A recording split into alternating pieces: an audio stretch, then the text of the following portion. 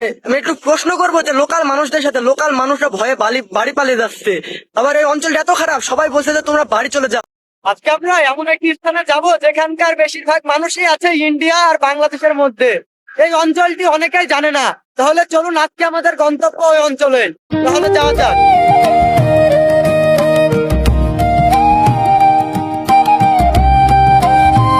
দাদা আসসালামু আলাইকুম, আপনাকে কিছু কথা বলতাম, মানে প্রশ্ন করতাম। আপনার পুশিন হয়েছিল বলে কদিন আগে এখানে, মানে ইন্ডিয়া থেকে মানুষ পাঠিয়েছিল 2-3 দিন আগে। যে মানুষ কি খুঁজে পাওয়া গেছে? পাটার মধ্যে কম গেছে পাইনি মানে এই পাটের মধ্যে মধ্যে কম লুকিয়ে আসে, কিন্তু পাইনি। আর এই খালটা মানে ইন্ডিয়ার মধ্যে খালটা, হ্যাঁ আর ওই গ্রামের মধ্যে গেলে কি কিছু হবে? ওই গ্রামের মধ্যে গেলে ওই গ্রামের মধ্যে গেলে তাহলে কিছু হবে না? তাহলে আপনাকে ধন্যবাদ, এটি আপনাকে শোধানোর ছিল। বাংলাদেশ বাংলাদেশের মধ্যে, তাহলে আচ্ছা ঠিক আছে। আমরা এখন এমন একটি স্থানে দাঁড়িয়ে আছি যে এই স্থানটা হলো বাংলাদেশ, আমি যেখানে দাঁড়িয়ে আছি। আর এক পা এগিয়ে দিলেই হয়ে যাবে ইন্ডিয়া। এই যে ইন্ডিয়ার প্লার, এটা কত নাম্বার প্লার? 116 নাম্বার প্লার এটা। ওই যে ইন্ডিয়া একটা মসজিদ দেখা যাচ্ছে, অনেক পুরনো মসজিদ। ওই মসজিদে আমি একটা ভিডিও করেছিলাম, তখন আমি জানতাম না যে ওপারে গেলে সমস্যা হবে কি হবে না। তারপর এখন বিজেপি বললো যে ওপারে যাওয়ার দরকার নাই, এখন খুব কড়াকড়ি চলছে বর্ডার, তার জন্য আমরা ওপারে যাব না। এখান থেকে একটু দেখাবো। এই যে এটা হলো সেই গ্রাম। এই গ্রামটি এমন একটি স্থানে রয়েছে যে বাংলাদেশের মধ্যেও পড়ে, ইন্ডিয়ার মধ্যেও পড়ে, দুইটি দেশের ভোগ করেই আছে এই গ্রামটি। বাংলাদেশের সীমান্ত ঘেঁষা এই জনপদ দিনের আলোতে শান্ত আর সবুজে মোড়ানো হলেও রাত নামলে বদলে যায় এখানকার পরিবেশ। আর প্রতিটি রাত কাটে অনিশ্চয়তা আর সতর্কতার মধ্যে।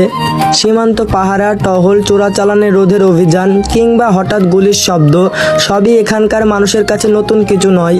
তবুও থেমে নেয় জীবন। এই এলাকাটিতে মাত্র 20 থেকে 30টি মানুষের বসতি। আর একটি অবাক করা বিষয় হলো, এই ছোট্ট অঞ্চলে অচেনা মানুষ আসলে সবাই ভয় পায়। ওই যে দেখা যাচ্ছে ইন্ডিয়ার কাঁটাতার, কতটুকু দেখা যাচ্ছে সেটা আমি বলতে পারবো না, কিন্তু এখানে এই অঞ্চলটাতে এত সেনসিটিভ অঞ্চল আপনাদের আমি বলে বোঝাতে পারবো না।